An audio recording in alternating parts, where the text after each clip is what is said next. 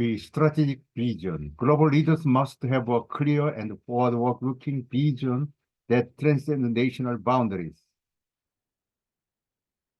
They needed to understand global trends and how they impact organizations. Strategic vision in the context of global leadership is a comprehensive and forward-looking perspective that transcends national boundaries and encompasses a deep understanding of global trends and their impact on organizations.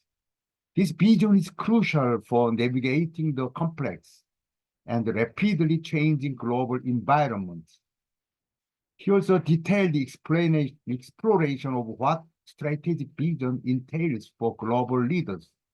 Global perspective. Strategic vision requires a worldwide worldview that goes beyond local and national interests.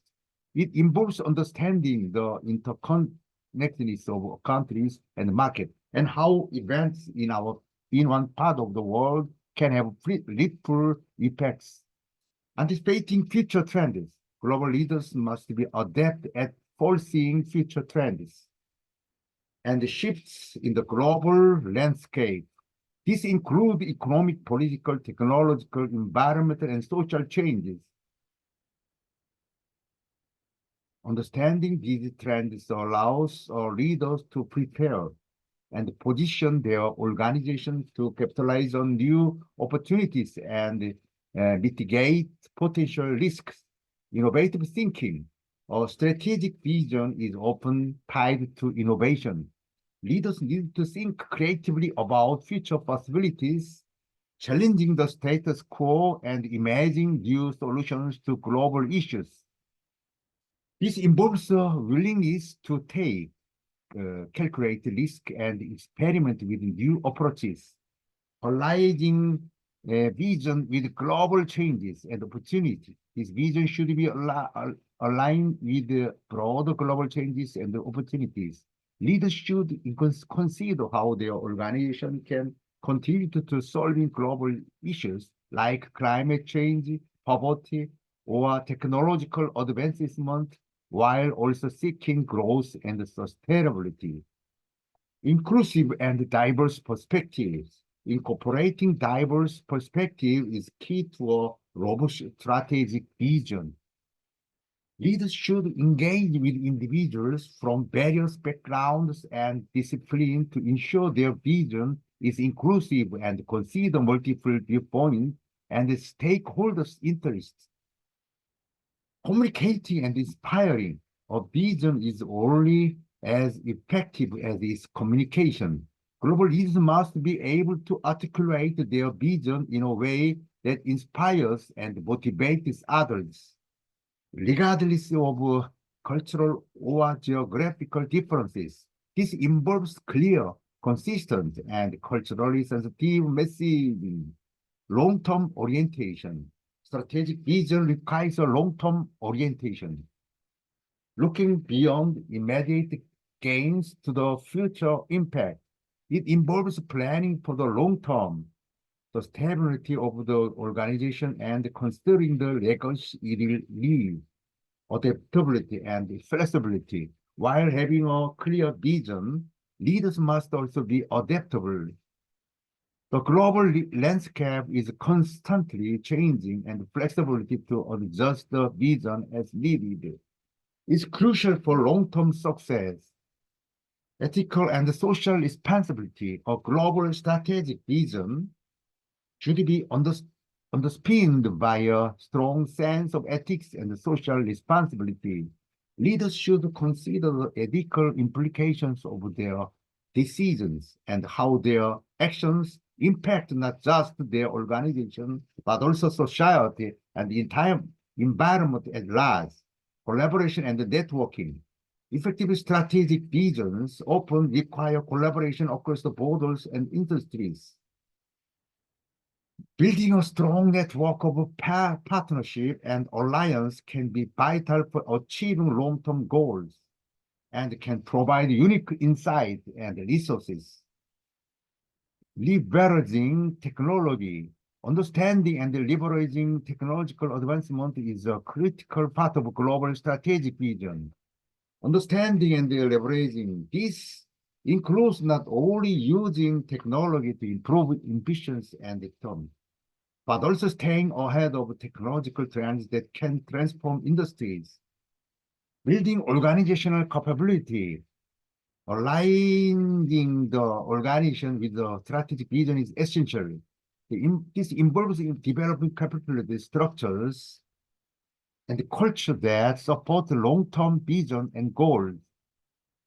Resilience and crisis management.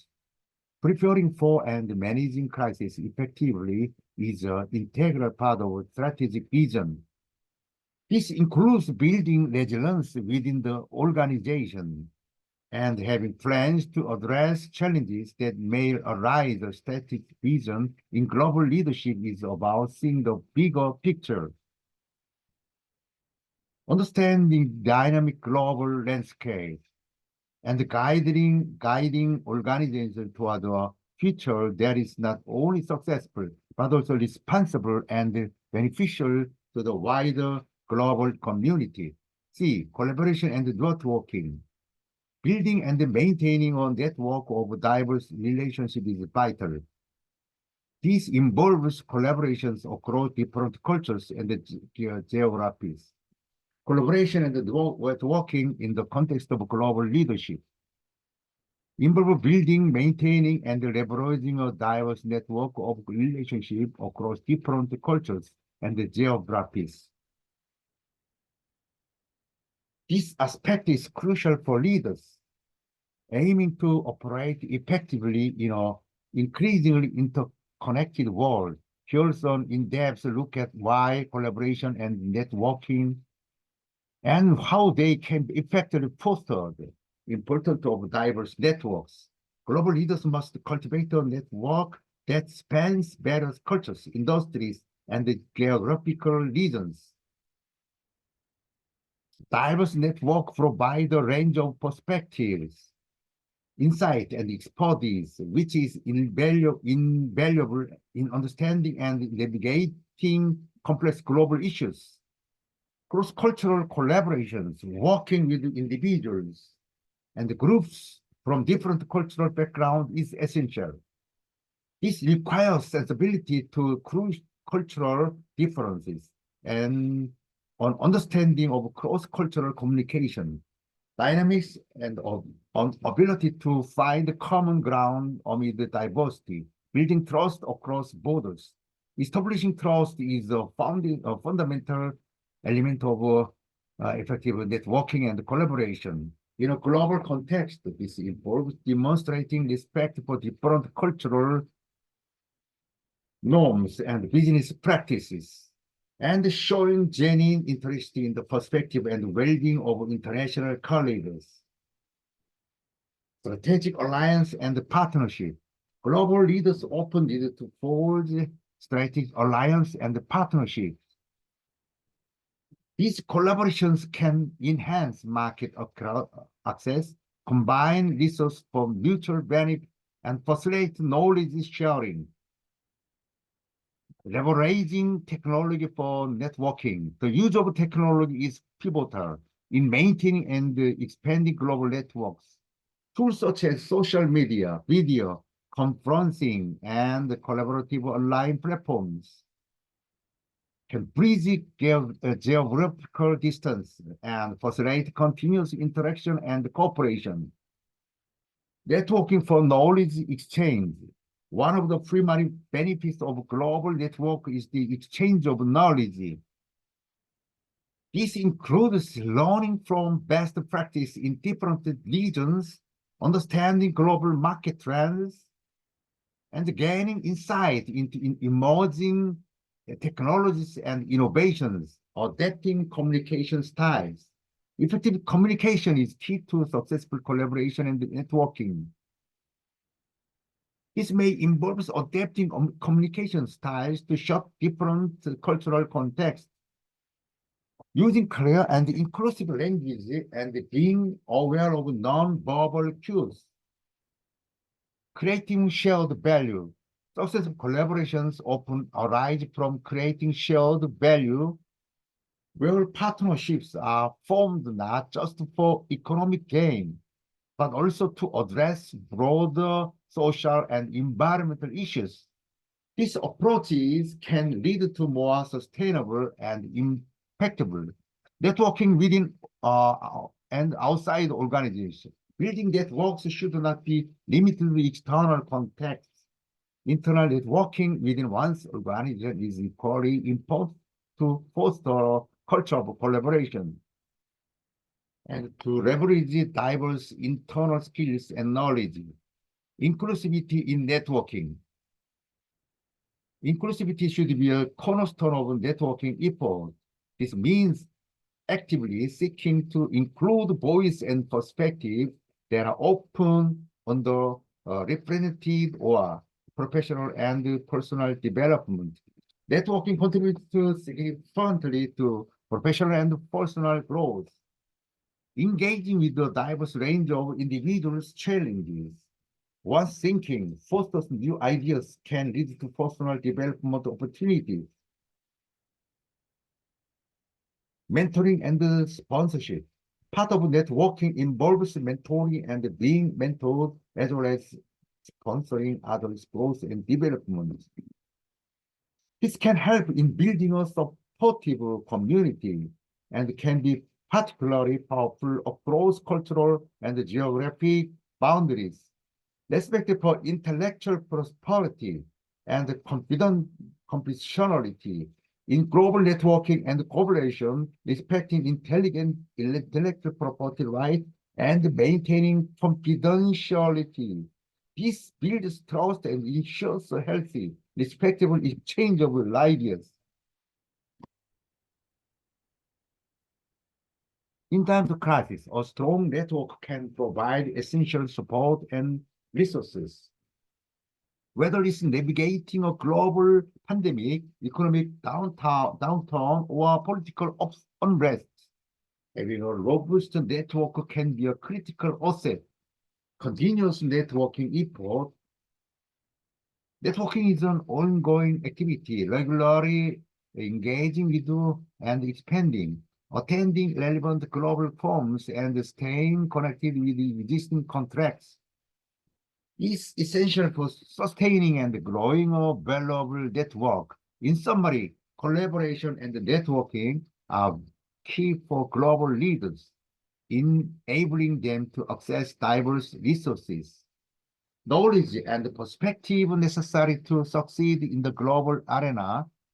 This involves not just building a wide network, but nurturing genuine, respectful, and mutually beneficial across cultural and geographical boundaries.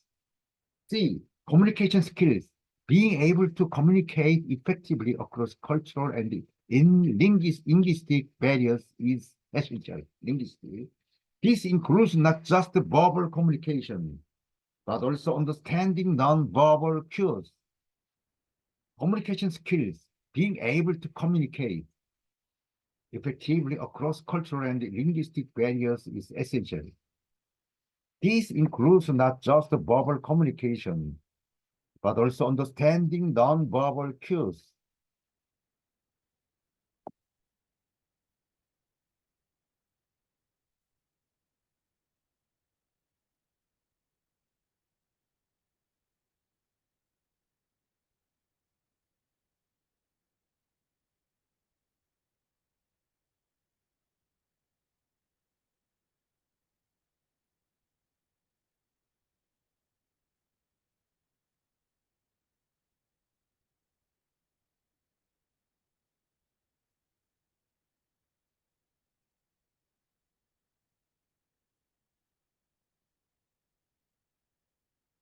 Son, and she has amazing experiences and has worked at many different places.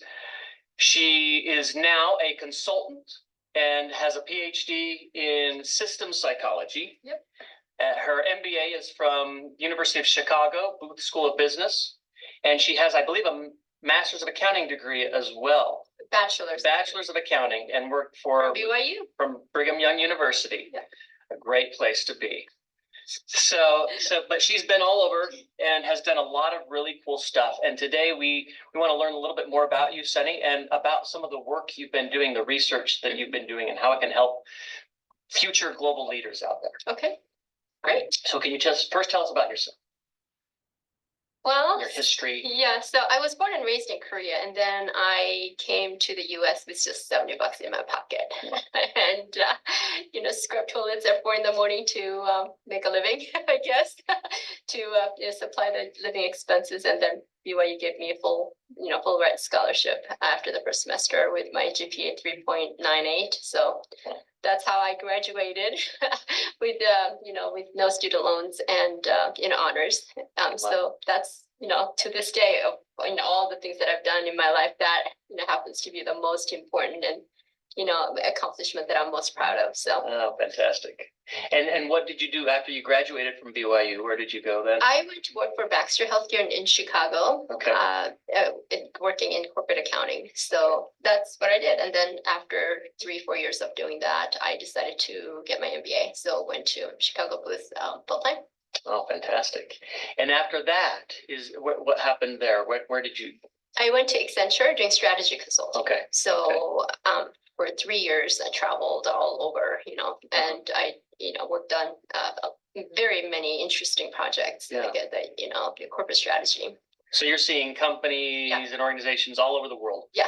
Seeing what they're doing, how they're operating. Right, exactly. Fantastic. Helping them figure out how to solve issues. That was an amazing experience. Fantastic. Just exhilarating. Yeah. Really and tell me, so you also went to Korea. So we met when you were working for Samsung. Right. And they had hired you, brought you out there. From IBM, because after Accenture, I went to work for IBM. IBM. Yeah. Okay. I was a program director and global brand strategist at IBM. Wow. Okay. And then when I went over there to Korea, I actually was the very first. I opened the very first brand marketing function, and so I was their general manager of corporate brand marketing. So fantastic. So it was really fun. I relaunched their corporate brand, and so. And at the time, Samsung was just a small company. Just kidding. No, it was pretty big. It was pretty big. It was massive. Yeah.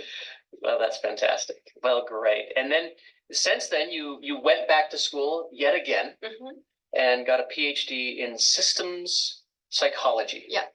And what does a PhD in systems psychology entail? So it is looking at people not as a isolated, intrapsychic entity. Instead, I look at it as an interpsychic entities in the broader context of the system the person resides in. Oh, wow.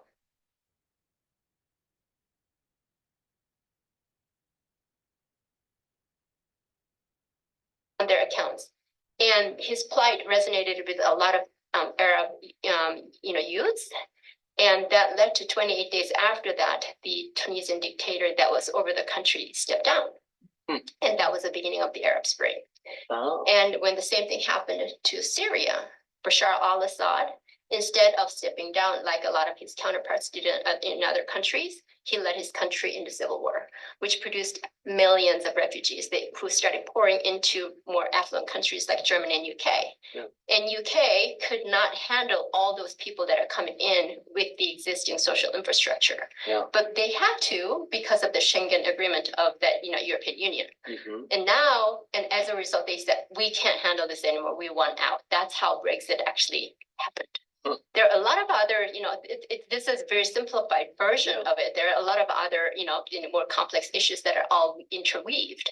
But this is one thread I've been following, and I've been seeing it. So it's like very interesting. But the issue is that if you're a leader operating a business in the UK, and you see this fruit vendor self-immolating, there's no way you're gonna make 5-6 steps, cross the dots all over the, 5-6 steps ahead and say, oh, that's going to lead to Brexit.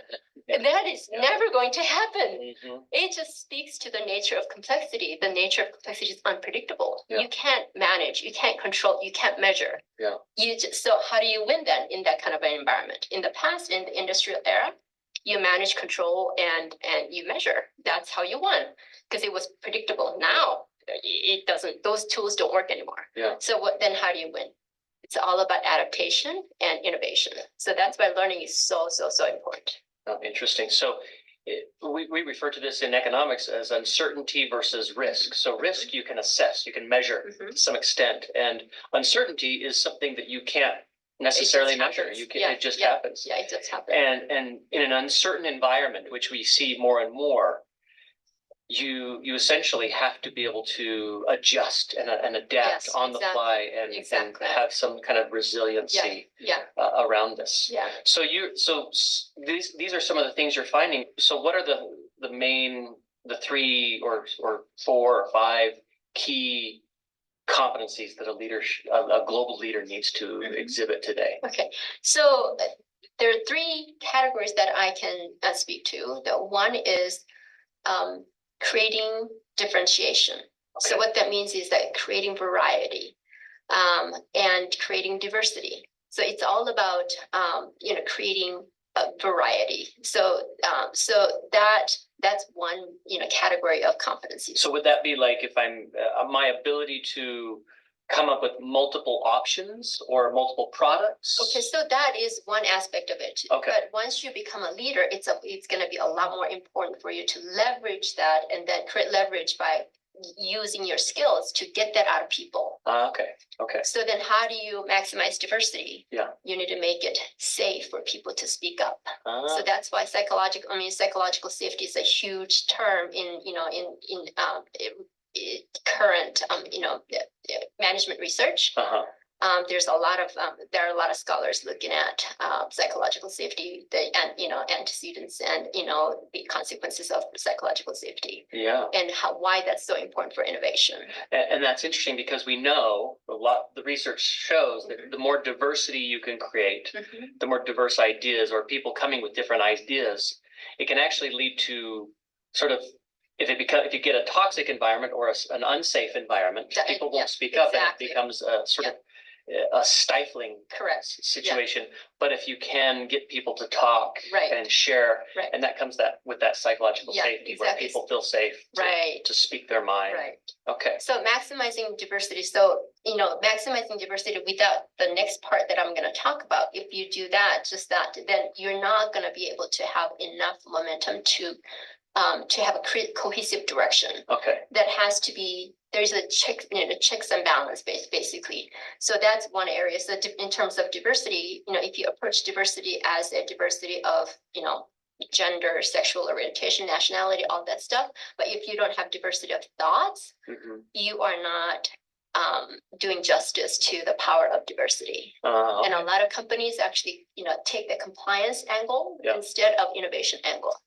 Okay. And that's where they fall short. So you match the profile of someone who's diverse, but we don't want to hear your ideas that are diverse. Then exactly. Okay. Then it's like you're putting a lipstick on pig's lips, basically. Okay. Nice. Yes. I like that visual. Yes. So you're not getting as much benefit out of the power, the power of diversity. Okay. So that's one aspect of it. The other aspect is what I call integration. Okay. So, when you have a lot of different, a lot of people, tens of thousands, even, a lot of employees doing different things, that differentiation creation is done through self-organization of employees. Okay. So letting them self-organize. And then, so the integration is providing general parameters for them to follow so that you can create some momentum and in a cohesive direction. Okay. So without that, it will just disintegrate into chaos. Okay. So that's why you need to have, the companies that are, most optimal are operating in what they call in the edge of chaos. Yeah. So somewhere between,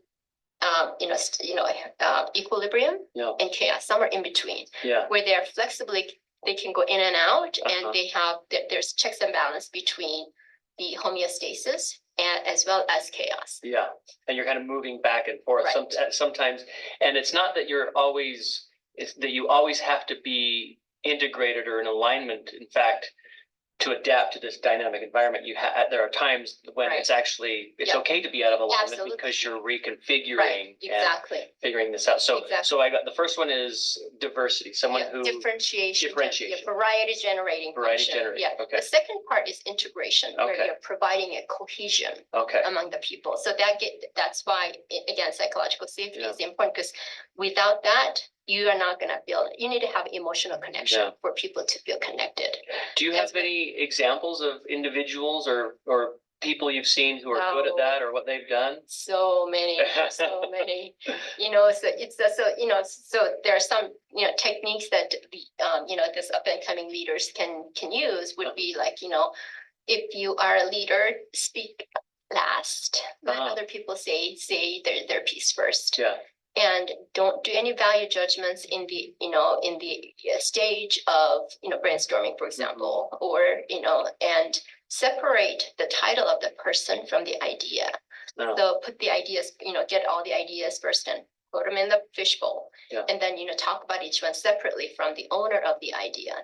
These are a lot of the techniques that people can use to separate the two. So that people were safe enough to talk about and then put forward their ideas. Yeah.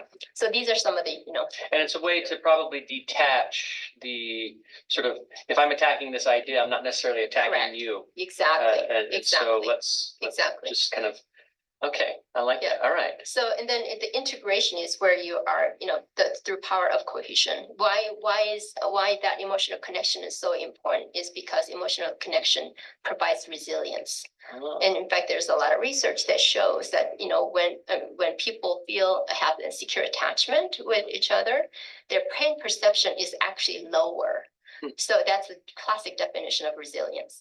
You feel less pain when the same thing comes, when you have secure attachment. That's why that is such an important concept. Huh. That's what I need when I get my student evaluations. Right. That resilience, because it's like I see those evals and usually they're pretty good, but Yeah. sometimes I get those ones that Zingers. like Dr. Morris is the worst. But those things don't. And I need some resiliency on those ones because they kind of hurt.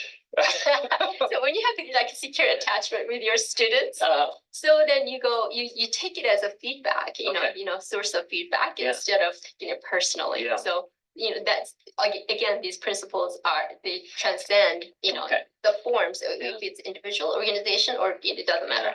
These are universal principles. Yeah. So I thought I was a good leader up until this last resilience one, right? So just kidding. I'm sure your students disagree. Yeah, That's you're fantastic. great. So is resilience, is that the third? No. So okay, so that resilience is part of that. So the integration part is all about cohesion and interdependence. Okay. So interdependence, how do you maximize interdependency? Okay. You operate your organization in a network structure instead of the typical pyramid structure. Okay. So that's how you maximize interdependency. And that creates resiliency.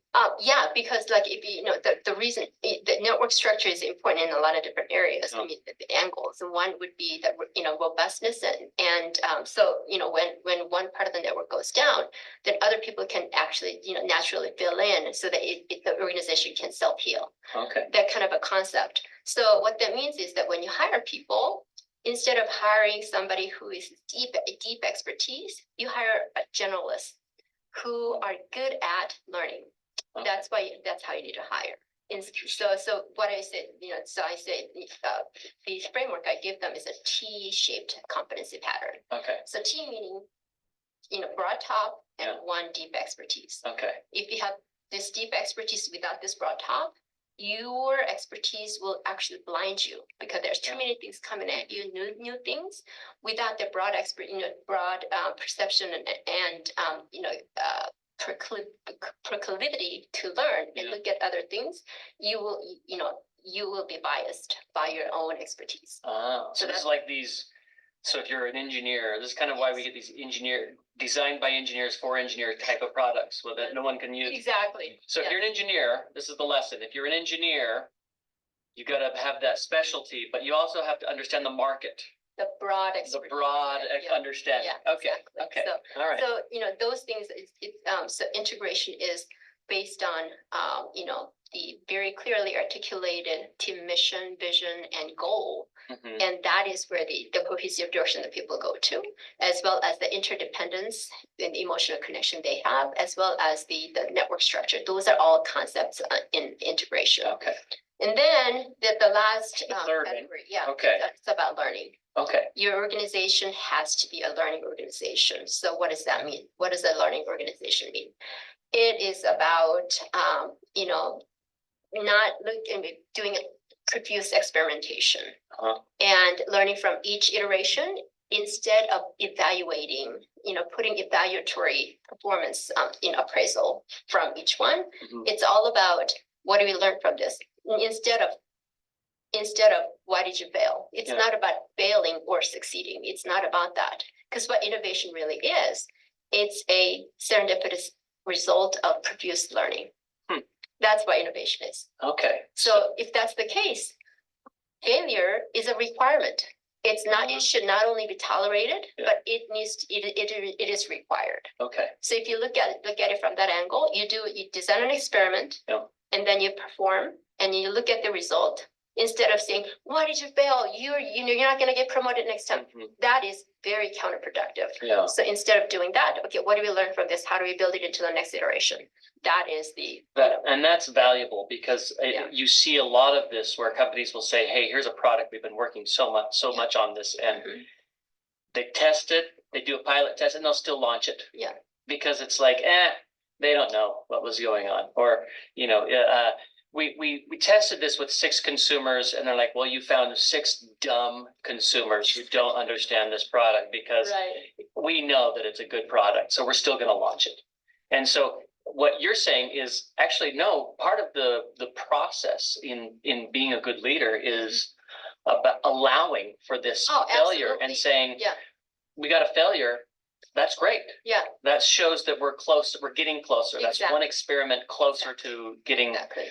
the right product Right. fit. Yeah, exactly. Okay. So, and then now there's, the companies, a lot of companies experience a dilemma because the dilemma is they're expected to deliver quarterly results. And that's how their company is evaluated. You have certain, earnings per share numbers that you're supposed to meet. Yeah. Then how do you balance between the two Yeah. from the previous experimentation versus delivering results in the current quarter? Mhm. One of the techniques that I've seen my clients use and that I encourage my other clients to do is actually to separate the pot of money Mhm. for experimentation that is different from your ongoing operations. Oh, So that pot of money isn't experimentation money. yeah. So you keep experimenting until you get the idea up to a certain point. Yeah. And then you transfer the idea into that operational team. Okay. So there's, if you have 2 different parts in the organization, one part focused on exploration, Mhm. the other part focused on exploitation. Yeah. And then, making sure that transition happens smoothly. Yeah. And each person, each area develops their own expertise. The different sets of skills are required.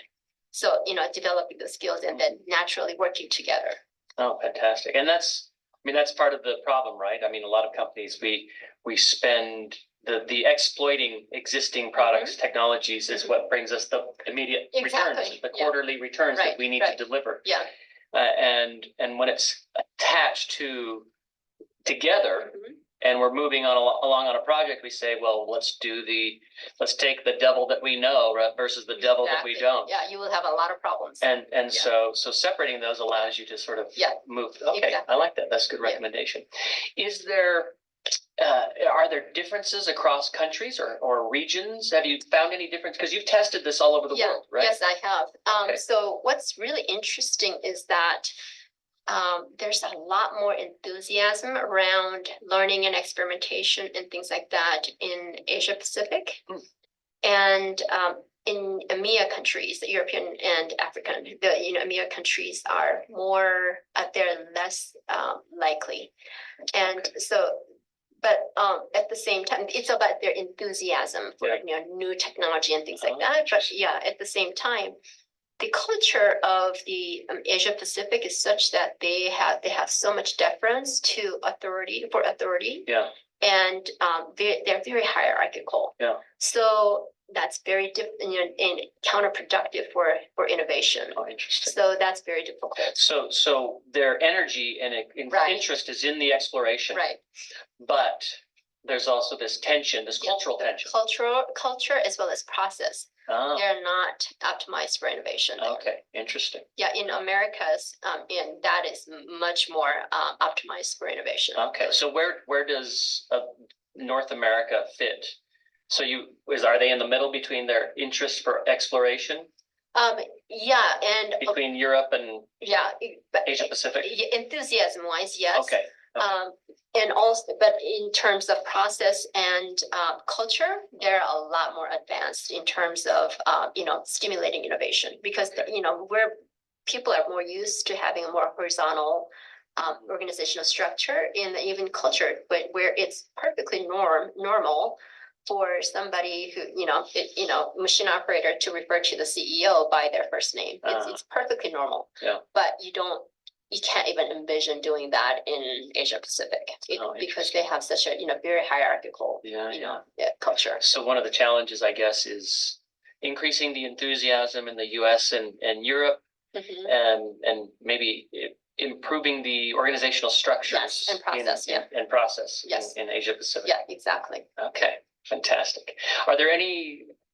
So in summary, if we were to just sort of give quick takeaway for our students and future global leaders, is there anything you'd recommend? Like, just here's how to be a global leader. Any final thoughts or words? Learn from experiments. Yeah, learn from and pay attention to the environment, not just get pigeonholed into it. Just bury your head in the sand and then this is what we're seeing. So instead of just looking at within the organization and how you're going to be successful in the organization, lift your eyes and then look at the environment and see what's happening in the environment. Okay, fantastic. Well, thank you so much. This is Dr. Sunny Giles. Hello. And we had a great discussion on innovation and global leadership and what it means to be a global leader, not just on an individual level, but at a company level, right? To be a leading company in this space. Thank you. Great. Thank you. Thanks for having me.